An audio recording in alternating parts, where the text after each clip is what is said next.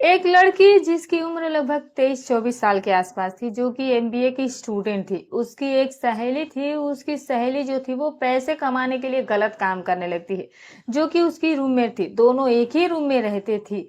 उसके रहन सहन से एक दिन वो पूछ बैठती है, तो उसकी सहेली उसे बताती है और फिर वो अपनी सहेली के बहकावे में आकर के वो काम करने के लिए वो भी तैयार हो जाती है। उसकी सहेली उसको जो है एक एक दिन एक होटल में एक क्लाइंट के पास भेज देती है, और जब वो पहुंचती है तो देखती है कि उसके सामने एक 30-35 साल का हट्टा कट्टा नौजवान लड़का खड़ा है। और जब वो देखती है कि इतना तगड़ा तंदुरुस्त है, तो वो असमंजस में पड़ जाती है कि आज तक तो मैंने किसी पुरुष के साथ ऐसा कोई काम नहीं किया। ये मेरी जिंदगी का आज पहला दिन है, तो पता नहीं आज क्या होने वाला है। वो डरी सहमी सी खड़ी रहती है और वो कुछ बोल नहीं पाती है। तभी जो लड़का होता है वो कहता है कि क्या बात है, इतनी घबराई क्यों हो? तो वो लड़की जो बताती है, वो सुनकर के लड़का भी हैरान हो जाता है और उस लड़की के साथ वो कुछ ऐसा करने लगता है जिसकी कल्पना किसी को नहीं रहती है। तो आइए दोस्तों, जानते हैं पूरी कहानी को। वीडियो को अंत तक जरूर सुनिएगा। इस कहानी से आपको एक बहुत बड़ी सीख मिलने वाली है। ये लड़की आखिर ऐसा काम करने के लिए क्यों मजबूर हो जाती है, उसे ऐसी क्या मजबूरी रही होगी। लेकिन कहानी की शुरुआत करने से पहले बस एक ही रिक्वेस्ट है कि चैनल को सब्सक्राइब कर लीजिएगा और वीडियो को लाइक जरूर कर दीजिएगा। और वीडियो कहाँ से देख रहे हैं कमेंट करके जरूर बताइएगा। अपना और अपनी सिटी का नाम हमें जरूर दीजिएगा दोस्तों। कुछ लोग सिर्फ कुछ दोस्त जो होते हैं सिर्फ नाम लिखते हैं, तो दोस्तों अपना सिटी का नाम जरूर लागे लिखे। तो दोस्तों आज की सच्ची घटना जो है वो केरल की है। यहीं की रहने वाली एक लड़की होती है जिसका नाम निकी होता है। उसकी उम्र लगभग 23-24 साल के आसपास थी। निकी के पिता रमेश चंद्र, जो कि पेशे से दुकानदार थे, उनके पास एक छोटी सी किराना की दुकान थी और उसी से पूरा घर का खर्च चलता था। निकी का एक छोटा भाई मनीष था और उसकी माँ शोभा थी। परिवार जो था वो 4 सदस्यों का था। परिवार में सब कुछ ठीक ठाक चल रहा था। मनीष निकी से अभी छोटा था, जो कि अभी इस वर्ष वो 12th में था। और निकी बड़ी होने की वजह से इसका जो ग्रेजुएशन था ये कंप्लीट होने के बाद ये अपने पिता से एक दिन कहती है कि मैं एमबीए करना चाहती हूँ। तो उसका पिता जो है वो थोड़ा सोच में पड़ जाता है कि एक छोटी सी दुकान है और एमबीए के खर्चे जो है वो बहुत हैं। लेकिन चूंकि बात पढ़ाई की होती है और बेटी की भविष्य की, तो वो कहता है कि ठीक है, अगर तुम करना चाहती है तो करो। उसके बाद जो है हम कुछ ना कुछ इंतजाम कर लेंगे। वो लड़की एमबीए की तैयारी करने लगती है और बेंगलुरु के एक अच्छे संस्थान में ये अपना एडमिशन कराने का सोच लेती है। वो अपने पिता से बताती है कि मैं बेंगलुरु से एमबीए करना चाहती हूँ। तो वो कहता है कि ठीक है, कोई बात नहीं, जहाँ तुम्हारी मर्जी। वो एडमिशन के जो प्राइवेट इंस्टीट्यूट था, सारी फॉर्मेलिटी वगैरह जब पता करती है, तो लगभग एक सेमेस्टर का उसे 1.5 से 2 लाख रुपए उस इंस्टीट्यूट की फीस थी। प्लस हॉस्टल का खर्चा, रहने का खर्चा। हॉस्टल लेना चाहते हो तो ले लो सकते हो, नहीं तो आप कमरा किराए पर ले सकते हो। आप खुद से ही सब कुछ कर सकते हो। ये सारी फैसिलिटीज थी।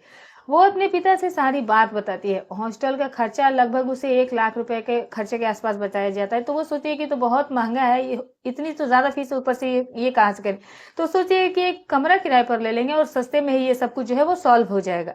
वो एडमिशन ले लेती है। एडमिशन लेने के बाद वो पहला सेमेस्टर उसका चालू हो जाता है और वो इंस्टीट्यूट में अपने लेक्चर अटेंड करने जाने लगती है। तभी इसकी दोस्ती होती है एक लड़की से जिसका नाम सोनम होता है। सोनम भी उस वक्त एमबीए ही कर रही थी।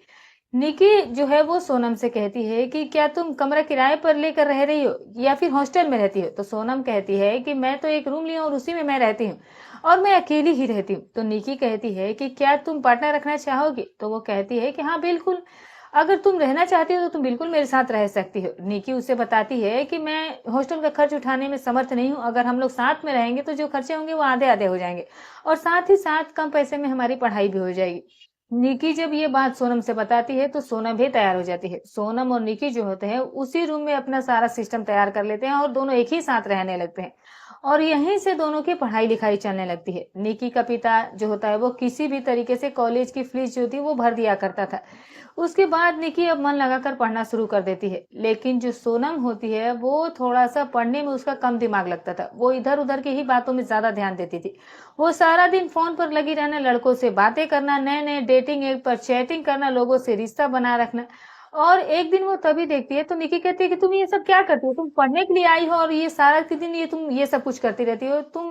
तो वो कहती है कि मैं फालतू की चीजें थोड़ी ना करती हूँ, मुझे इससे पैसे मिलते हैं। तो वो दिखाती है कि वो जिस डेटिंग ऐप से बात कराती है तो उसका वॉलेट चेक कराती है, तो लगभग उसमें उस 12 से 15 हजार रुपए की उसकी इनकम हो रहती है। तो वो कहती है कि देख, अभी 10 दिन हुआ है और मेरे पास 15 हजार रुपए आ गए। इसके माध्यम से मैं अपनी पूरी पढ़ाई का खर्च और साथ ही साथ अपने जो निजी शौक है वो सब कुछ मैं पूरा कर लेती हूँ। तुम तो देखती हो कि मैं कैसी रहती हूँ। लेकिन समझ जाती है कि शायद ये कोई अच्छी चीज है और अगर इससे पैसे आएंगे तो पढ़ाई के साथ साथ अपना भी खर्च निकलता रहेगा। मेरे पिताजी के ऊपर जो है ज्यादा बोझ नहीं बनेगा, इससे कुछ उनकी भी मदद हो जाएगी। निकी बड़ी उत्साहित हो जाती है सब कुछ जानने के लिए। वो कहती है कि मुझे भी बताओ, तो कहती है कि ठीक है। वो सारी चीजें उसके बारे में बता देती है।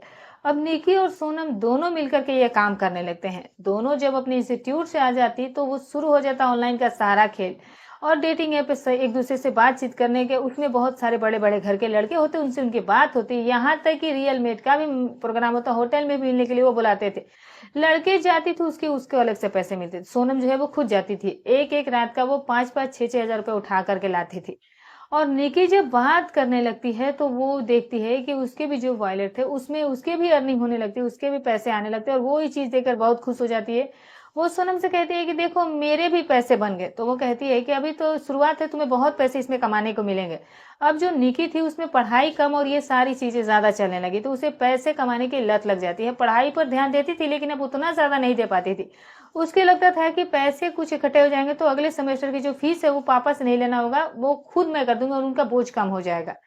एक दिन जो सोनम होती है, जिस डेटिंग ऐप से वो बात कर रही थी, एक लड़के ने उसे ऑफर किया। बेंगलुरु के एक होटल के अंदर जो है वो उसे ऑफर करता है। 7,000 रुपए की उस रात के लिए बात होती है। सोनम ने निकी से कहती है कि आज रात मैं नहीं जाऊंगी, मैं किसी काम से बाहर जाऊंगी, तो मैं कल सुबह आऊंगी। कॉलेज जब चलना होगा तो तुम बिल्कुल परेशान मत करना।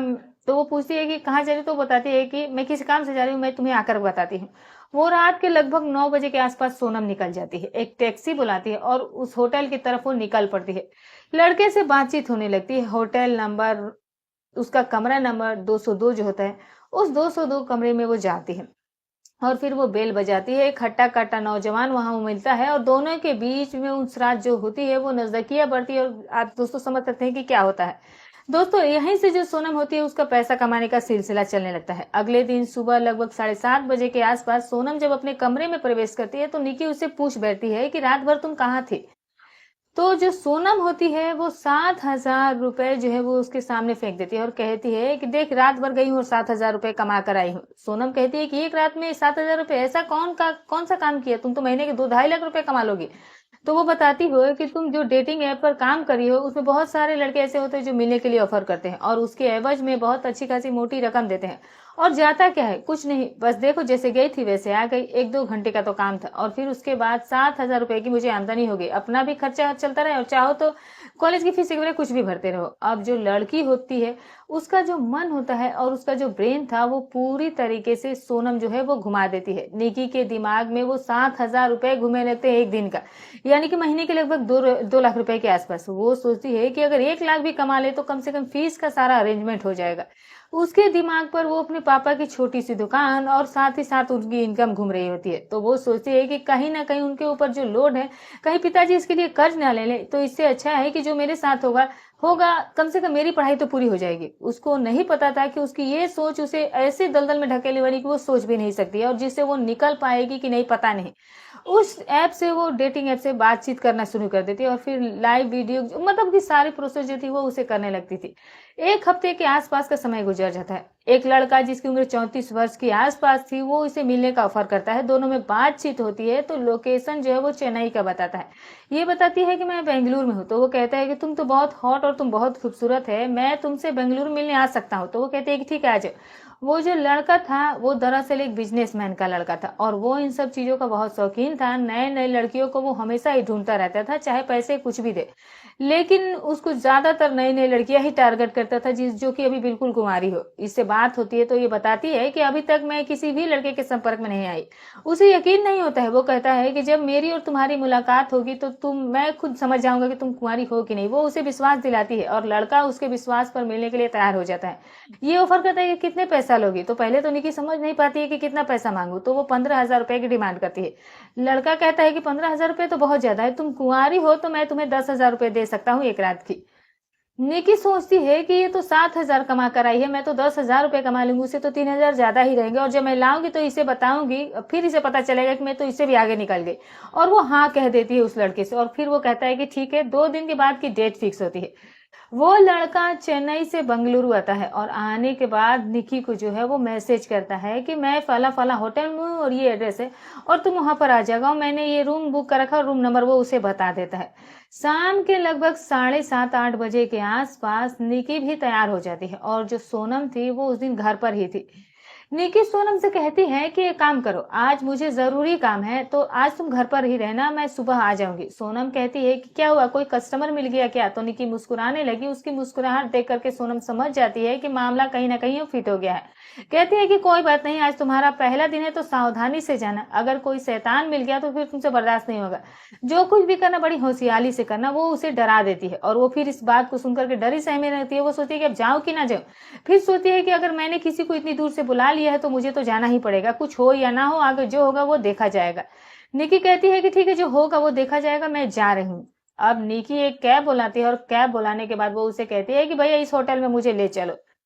वो जो कैब वाला होता है वो उसे उस होटल के सामने ले जा करके उसकी गाड़ी को रोक देता है और कहता है कि मैडम आपका होटल आ गया। वो उतरती है और वो उसके जो किराया वगैरह वो उसे सब देती है और फिर वो मैसेज करती है कि मैं होटल के सामने हूँ। वो लड़का नीचे उतर करके होटल के सेकंड फ्लोर पर था, वो नीचे उतर करके बाहर आता है और आने के बाद वो निकी से मुलाकात करता है। निकी जो कि देखने में बेहद खूबसूरत थी और जवानी की दहलीज पर थी, अभी उसकी जवानी जस्ट शुरुआत ही हुई थी। शरीर की उसकी बनावट इतनी खूबसूरत थी कि एक बार कोई देखे तो देखता ही रह जाए। वो लड़का जब उसे ऊपर से नीचे तक देखता है तो वो जैसा कहता है कि तुम जैसा वीडियो कॉल पर दिख रही तो उससे भी ज्यादा खूबसूरत हो। निकी अपनी प्रशंसा सुनकर काफी खुश हो जाती है। लड़का उसका हाथ पकड़ता है और ले जाता है उसे अपने कमरे में, और ले जाने के बाद वो निकी को बैठाता है और फिर वो उससे कहता है कि कुछ खाना पीना है। तो निकी कहती है कि नहीं। दरअसल लड़का चूंकि ड्रिंक करता था, टेबल पर ड्रिंक रखी होती है, शराब की बोतलें और ग्लास। वो लड़का वहां पर बियर भी रखा था। उसे उम्मीद थी कि शायद निकी भी लेती हो। निकी से कहती है कि तुम बियर पीती हो? तो वो कहती है कि नहीं। कहता है कि कोई बात नहीं, बियर तो एक तरह का फ्रूट जूस होता है, तो थोड़ा सा पी कर देखो ना, तुम्हें बहुत मजा आएगा और पूरी रात भी अच्छे से कटेगी। वो एक गिलास में अपनी जो है वो ड्रिंक डालता है और दूसरे गिलास में निकी के लिए बियर डालता है और दोनों चेस करते हैं और फिर दोनों जो है वो पी लेते हैं। निकी जब पहला घुट पीती है तो उसे कुछ अजीब सा फीलिंग आती है। वो कहते हैं कि मुझसे नहीं होगा। तो वो कहता है कि नाक बंद करके एक बार में पी जाओ। निकी नाक बंद करती है और एक झटके में वो पूरा ग्लास खत्म कर देती है और फिर उसके बाद उसे एक अजीब सी फीलिंग आती है। उसे अब कहीं ना कहीं अच्छा लगने लगता है। निकी ऐसा करते करते पूरी एक बोतल को खत्म कर जाती है। लगभग 10-15 मिनट के बाद निकी का जो शरीर में जैसे जैसे वो बियर काम करना शुरू करता है, वैसे वैसे उसका शरीर बिल्कुल ही मदहोश होने लगता है। वो झूमने लगती है, दोनों में बातचीत होने लगती है। बातें होते होते दोनों जो है वो शराब के नशे में इस कदर चूर हो जाते हैं कि जो लड़का होता है वो जो जिस काम के लिए लड़का आया था वो काम करने की शुरुआत करता है। वो निकी के करीब जाता है और उसे अपनी बाहों में लेता है और फिर दोनों के बीच में बातें शुरू हो जाती है और शुरुआत हो जाती है प्यार करने की वो प्रक्रिया जिसके लिए वो दोनों जो थे एक दूसरे से मिलने के लिए आए थे। निकी एकदम बिल्कुल ही खूबसूरत थी और अभी अभी जैसे अभी वो बिल्कुल ही कुंवारी थी, मानो अभी तक उसे किसी ने छुआ तक नहीं था। वो लड़का जैसे ही निकी को स्पर्श करता है, निकी के अंदर की जो भावनाएं होती है वो एकदम से बेकाबू सी होने लगती है। निकी को आज से पहले निकी ने ऐसा कुछ किया ही नहीं था। निकी को भी नहीं पता था कि उसके साथ क्या कुछ होने वाला है। अब निकी की भावनाओं में तूफान आ जाता है और फिर उसे एक अजीब सी फीलिंग होने लगती है। देखते ही देखते जो लड़का होता है वो निकी के शरीर के जो वस्त्र होते हैं धीरे धीरे करके उसे जुदा करना शुरू कर देता है। निकी मात्र देखते ही देखते बहुत ही कम कपड़ों में आ गई थी। अब उसको उस अवस्था में देखते देखते लड़का जो है वो कुछ ज्यादा ही जोश में आ जाता है। वो जैसे ही शुरुआत करने वाला था तो निकी कहती है कि ऐसा मत करो, सब कुछ कर लो लेकिन ये काम कर लो। ये सुन करके लड़का हैरान हो जाता है, कहता है कि यार मैं तुम्हें इतने पैसे दे रहा हूँ और साथ ही साथ मैं तुम्हारे लिए इतनी दूर से आऊँ तो तुम ये क्या कर रही हो? वो गिड़गिड़ाने लगती है और हाथ जोड़ करके बैठ जाती है। कहती है कि दरअसल मैं बताऊं कि मेरी एक सहेली है, उसी ने मुझे इन सब चीजों के बारे में बताया और मैं पैसे की लालच में आकर के ये सब काम करने के लिए तैयार हो गई। असल में अभी मैं कुंवारी हूँ और आज तक मुझे किसी भी लड़के ने टच नहीं किया। ये सब तो बहुत दूर की बात है, पता नहीं मेरे साथ क्या होगा। मैं नहीं चाहती कि पैसों के लिए मेरे साथ कोई गलत करे। जब ये बात लड़का सुनता है तो वो और ज्यादा गुस्सा हो जाता है, उत्तेजित हो जाता है, क्योंकि उसको तो पहले से ही शौक था कुंवारी लड़कियों के साथ समय बिताने का। इस तो वो कहता है कि इसमें घबराने की क्या बात है, एक ना एक दिन तुम्हारे साथ तो होगा ही, मैं ना सही कोई और सही, हो सकता है कि कोई और मिल जाए। अगर तुम ये काम कर रही हो और अगर तुम्हें पैसे कमाने हैं तो तुम्हें करना होगा। मान लो कि अगर मैं तुम्हें छोड़ दूंगा तो कोई ना कोई तो तुम्हारी जो है वो मजे लूटे गए। निकी डरी सहमी सी होती है, वो कहती है कि नहीं, पता नहीं इसके बाद क्या होगा, पहली बार है। सुना है कि जब पहली बार कोई लड़की के साथ कुछ होता है तो बहुत ज्यादा तकलीफ होती है। वो कहती है कि ये सब अफवाहें हैं, इन अफवाहों के चक्कर में तुम बेवकूफ मत बनो, देखना आहिस्ता आहिस्ता तुम्हें सब कुछ हो जाएगा, तुम्हें कुछ पता भी नहीं चलेगा। वो निकी को इधर उधर टच करने की कोशिश करने लगता है। तो जो निकी है वो अब समझ नहीं पा रही थी कि वो क्या करे। निकी कहीं ना कहीं उसे रोकने की कोशिश कर रही थी, लेकिन 5 मिनट के बाद निकी जो है वो खुद को कहीं ना कहीं वो समर्पित कर देती है और फिर वो भी उसकी तरफ अट्रैक्ट हो जाती है। और फिर अब इसके बाद निकी को भी ये सब कुछ धीरे धीरे अच्छा लगने लगता है। अब निकी ने बिल्कुल ही इस चीज के लिए रोक टोक नहीं की और आखिरकार वो उस काम करना शुरू कर देती है जिस काम के लिए उसके बहुत पछतावा होने लगा था। अब दोस्तों कुछ ही देर में निकी जो है वो अपने आप को समर्पित कर देती है और फिर वो लड़का जो होता है वो भी अब, क्योंकि उसे भी अब सिग्नल मिल चुका था, तो वो भी काफी ज्यादा खुशहाली से उसके साथ सब कुछ करना शुरू कर देता है और फिर वो अपने आप को रोक नहीं पाता। निकी भी आखिर उस दिन नशे में थी और नशा उस पर इतना हावी हो चुका होता है कि उसे नहीं पता था कि आज उसके साथ क्या होने वाला है। और दोस्तों उसके बाद इन दोनों के बीच नजदीकियां बढ़ जाती है। अब निकी जो अभी तक विरोध कर रही थी अब उसको अपनी तरफ बुलाने लगती है और कहती है कि अब देर मत करो, मुझसे रह नहीं जाता, ऐसे तुम क्यों कर रहे हो। दोस्तों उसके बाद वो लड़का जो है अपना कार्यक्रम शुरू कर देता है और फिर जैसे ही दोनों के बीच ये प्रक्रिया शुरू होता है, निकी को तो पता ही नहीं था कि उसके साथ क्या होने वाला है। उसका शुरुआत ही निकी की जो थी वो तकलीफें जो थी वो बढ़ना शुरू हो जाती है, वो उसे रोकने शुरू कर देती है, लेकिन उसकी आवाज जो थी वो कहीं ना कहीं उसके ऊपर हावी हो जाती है और लड़का जो है वो कहीं ना कहीं वो रुकने का नाम ही नहीं ले रहा था और फिर वो भी बेकाबू सा हो गया था। और निकी लाख मना कर रही थी लेकिन वो कुछ भी नहीं कर पाती है और निकी उसे बार बार अपने से दूर करने का प्रयास कर रही थी, लेकिन वो जाहिर सी बात है उस लड़के के सामने काफी कमजोर थी। और फिर जो है उसके बीच ये सब कुछ हो जाता है और ये सब कुछ लगभग 10-20 मिनट के आसपास चलता है। इस 10 मिनट के में निकी की जो आंखें थी वो पूरी तरह लाल हो जाती है। जिस कमरे में एसी चल रही थी उस कमरे में उसके बदन से पसीना बह रहा था। वाकई में वो कुछ अलग ही हाल रहा होगा। उसके बाद जब लड़का होता है वो जब देखता है कि जो चादर है वो बिल्कुल ही जो है वो रंग लाल हो गया। अब निकी देखती है तो वो रोने लगती है, कहती है कि ये क्या हुआ, तो वो कहता है कि कुछ नहीं हुआ। निकी जो है वो बैठने में असमर्थ हो जाती है। लड़का कहता है कि कुछ नहीं हुआ है और तुम पूरी तरीके से वर्जिन थी और मैं जो है मैं तुम्हें इसमें तुम्हें कुछ समस्या नहीं होना, अब मैं तो तुम्हारी जैसी लड़कियों का है काफी ज्यादा शौकीन हूँ। दोस्तों इसके बाद वो लड़का कहता है कि इससे कोई घबराने की जरूरत नहीं है, ये आम बात है। और लगभग 1 घंटे का दोनों रेस्ट लेते हैं और फिर वो निकी को ड्रिंक देता है और फिर निकी के ऊपर वो शराब का नशा जो है वो निकी के ऊपर हावी हो जाता है और फिर 2 घंटे के बाद ये फिर दोनों के बीच चलता है और फिर ये कार्यक्रम जो था वो लगभग रात में 4-5 बार चलता है। अगले दिन सुबह जब होटल कमरे से निकलती है और कैब बुक करके जब घर आती है तो देखती है कि सोनम बैठी है और सोनम उसे देख करके मुस्कुरा रही है। जो निकी थी उसका चेहरा पूरा उतरा हुआ था, चेहरा ऐसा लग रहा था जैसे कि मानो वो रात भर कोई इसे इतना परेशान किया और इतना पीटा हुआ है। उसका चेहरा देख करके सोनम कहती है कि मुझे लग रहा है कि आज तुम्हारे साथ कुछ बहुत ही ज्यादा गलत हुआ है। वो कहती है कि चुप करो यार, किसी तरीके से बस जान बच गई, नहीं तो लग रहा था कि जैसे कि मैं मर ही जाऊंगी। तो वो पूछती है कि ऐसा क्या हुआ, तो वो बताती है कि जो सारी घटना थी सब कुछ वो बताती है। वो कहती है कि तू अभी नई नवेली थी इसीलिए वैसा हुआ, अब तुझे आज के बाद कोई दिक्कत नहीं होगी। तो वो कहती है कि तू तो अच्छा बता, तू ये सब कुछ करके कितने पैसा कमा, तो कहती है कि मुझे 10,000 रुपए मिले। तो कहता है सोनम कहती है कि तू तो मुझसे भी ज्यादा पैसे कमा ली। तो वो कहती है किसी चक्कर में तो मेरी दुर्गति हो गई। वो बिल्कुल ही गजब का लड़का था, मैंने उसे बार बार मना कर रही थी लेकिन फिर भी उसने मेरे साथ बहुत बार ये सब करने की कोशिश की। मैं मना कर रही थी लेकिन वो मान नहीं रहा था, आखिर मैं भी क्या करती, मैंने भी तो पैसे ले रखे थे। दोस्तों निकी इतनी ज्यादा थक गई होती है कि वो 2 दिनों तक उठने का नाम नहीं लेती है और सोनम उसका मजाक बनाने लगती है, हंसने लगती है। कहती है कि तुम ऐसे कैसे काम कर पाओगी, ये तो रोज का काम है और रोज अगर नहीं जाओगी तो तुम्हारे पास पैसे कहाँ से आएंगे।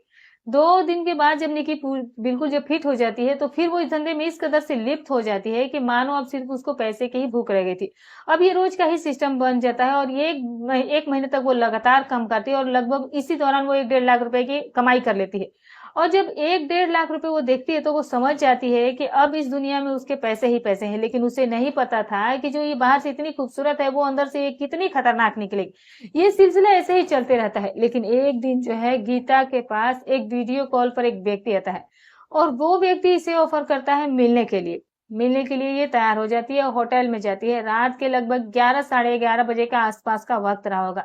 ये दोनों कमरे में होते हैं उस वक्त जिस हालत में होते हैं, और दोनों के ही बीच में जो थी वो कार्यक्रम चल ही रहा था। तभी अचानक से दोस्तों उस पूरे होटल में पुलिस आ जाती है और फिर छानबीन करना शुरू कर देती है। पुलिस की इतनी ज्यादा मात्रा में फोर्स रहती है कि जो होटल का मालिक था किसी को ये तक सूचना नहीं दे पाते कि सावधान हो जाए, जो होटल में रेड पड़ी हुई है।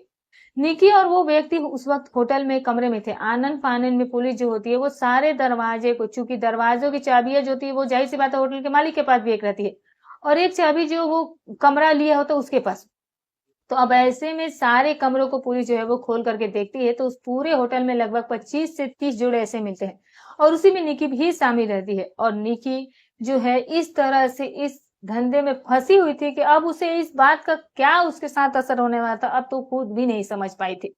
खैर अब निकी जो थी वो इस तीर पर आ जाती है। अब मीडिया भी वहां जाती है और मीडिया के जाने के बाद ये पूरा मामला हाईलाइट हो जाता है और लड़कियां जो थी वो अपनी मुंह छुपा छुपा कर बाहर निकल रहे थे।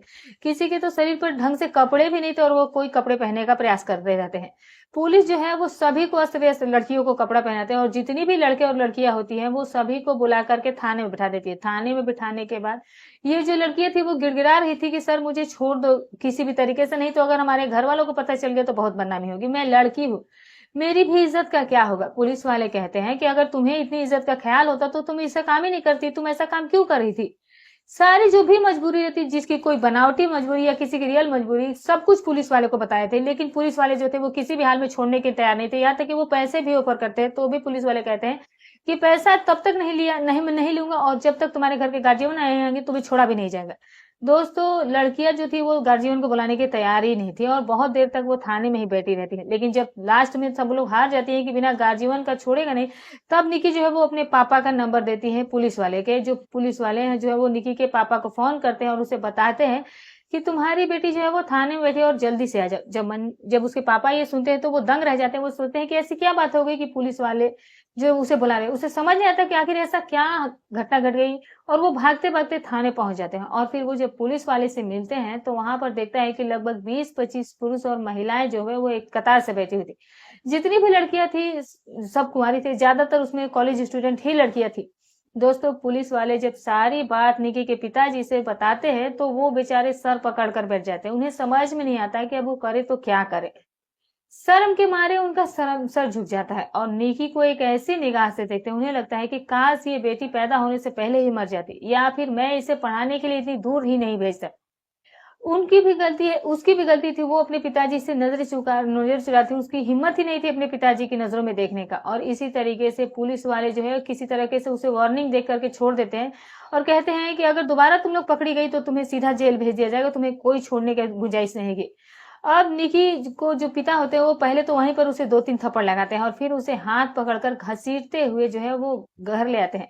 और फिर घर लाने के बाद जो है वो अपनी पत्नी से कहता है कि शोभा से जिसका नाम होता है, कहता है कि अगर मुझे पता होता है कि ये कर्म करेगी तो शायद मैं इसे पढ़ने के लिए कभी भेजता ही नहीं। तो पूछने लगती है कि आखिर ऐसा क्या है। तो ये कहते हैं कि ये होटल में पकड़ी गई है किसी के साथ, पैसे के लिए ये जो है वो देह व्यापार में पकड़ी गई है। ये बात सुनते ही शोभा अपना सर पीटने लगती है। वो कहती है कि हे भगवान ये मैंने क्या कर दिया, मुझसे बहुत बड़ी गलती हो गई। ये बार बार मुझसे कह रही थी कि मुझे एमबीए करना है, मुझे अच्छे इंस्टीट्यूट में पढ़ना है, मुझे नहीं पता था कि ये ऐसा कदम उठाएगी वहां पर जाकर के। उसका जो पढ़ाई लिखाई था उसके पिताजी छुड़वा देते हैं और फिर उसको पर उतनी ज्यादा फाउंडेशन लगा देते हैं कि उसका घर से आना जाना भी बंद हो जाता है।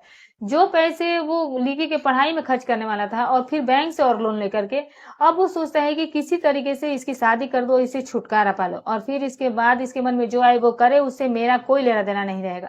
और अब वो लड़का ढूंढने का प्रयास करते हैं और लगभग 6 महीने के अंदर उन्हें एक लड़का मिल जाता है जो कि उसी के ही हमजोली का रहता है। निकी जो है वो शादी करने के लिए मना कर रही थी लेकिन पिता कहते हैं कि किसी भी हाल में तुम्हें शादी करना ही होगा, वरना इस बार अगर पुलिस वाले मुझे कुछ कहेंगे तो मैं तुम्हें जिंदगी में छुड़ाऊंगा भी नहीं। अगर तुम पकड़ी गई फिर तो फिर मैं जी नहीं पाऊंगा, या तो मैं इस दुनिया से खुद को उठा दूंगा या फिर मैं तुम्हें जिंदा नहीं छोड़ूंगा। ये बात सुनते ही वो भी मजबूर हो जाती है और शादी के लिए हाँ कर देती है और फिर लड़के के साथ इसकी शादी हो जाती है। दोस्तों यहीं से निकी जो होती है उसका सोनम के साथ साथ छूट जाता है, जबकि सोनम इन सब चीजों में अभी तक नहीं फंसी थी। जब वो सुनती है कि निकी के साथ ऐसा हुआ तो वो डर जाती है और वो भी अपना काम बंद कर देती है और फिर वो अपनी पढ़ाई पर ध्यान देने लगती है।